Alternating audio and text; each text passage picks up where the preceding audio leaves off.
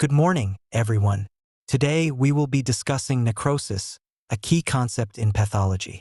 Necrosis is a form of cell death that has significant implications in various diseases and conditions. In this presentation, we'll cover the causes, types, mechanisms, and clinical relevance of necrosis. Apoptosis is a form of programmed cell death that occurs under normal physiological conditions and during various pathological processes. Unlike necrosis, apoptosis is controlled, and the cell is systematically dismantled in a way that avoids damage to the surrounding tissues. Apoptosis is essential for proper development and tissue maintenance. For example, it helps shape tissues during embryonic development by eliminating unneeded cells. In the immune system, apoptosis removes defective or autoreactive cells, preventing autoimmune diseases. Apoptosis is morphologically characterized by cell shrinkage, chromatin condensation, and the formation of apoptotic bodies. These bodies, which are small membrane-bound vesicles, contain cellular remnants that are phagocytosed by macrophages, ensuring that the process does not induce inflammation. Apoptosis occurs through two main pathways. The intrinsic pathway is activated by internal stresses like DNA damage and mitochondrial dysfunction. The extrinsic pathway is activated by external signals, such as the binding of death ligands to their receptors on the cell surface. The intrinsic pathway is primarily triggered by internal cell stresses.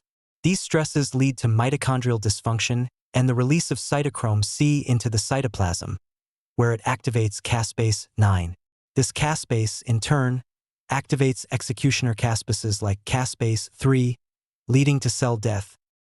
In the extrinsic pathway, apoptosis is initiated by the binding of Fos ligand to the Fos receptor on the cell surface. This triggers the formation of the disc, which activates caspase 8, leading to the activation of executioner caspases, which dismantle the cell. Caspases play a crucial role in apoptosis.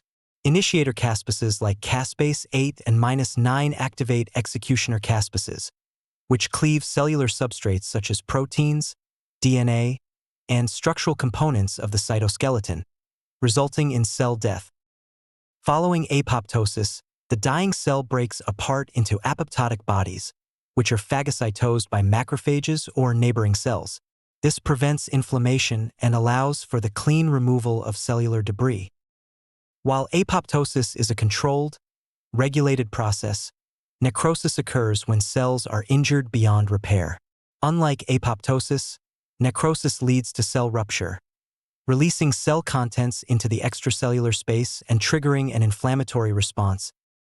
Apoptosis plays a significant role in numerous diseases. In cancer, evading apoptosis allows tumor cells to proliferate uncontrollably. In neurodegenerative diseases like Alzheimer's, excessive apoptosis contributes to neuronal loss.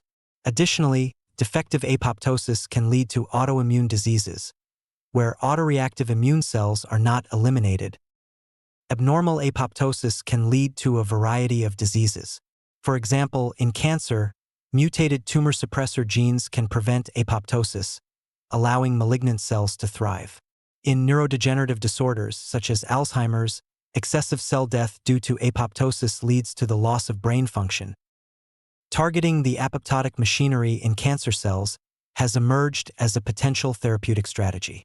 BCL-2 inhibitors such as ABT-199 and BH3 mimetics can induce apoptosis in tumor cells, potentially overcoming resistance to conventional therapies. Therapeutic approaches aim to restore normal apoptosis in diseases like cancer. By inhibiting anti-apoptotic proteins like BCL-2 or activating pro-apoptotic proteins, we can selectively induce apoptosis in tumor cells. Gene therapy also holds promise in correcting apoptosis defects seen in conditions like autoimmune diseases. In conclusion, apoptosis is a crucial process for the body's health and functioning. Its dysregulation leads to various diseases. By targeting the apoptotic pathways, we have the potential to develop novel therapeutic strategies for managing cancer, neurodegenerative diseases, and other conditions.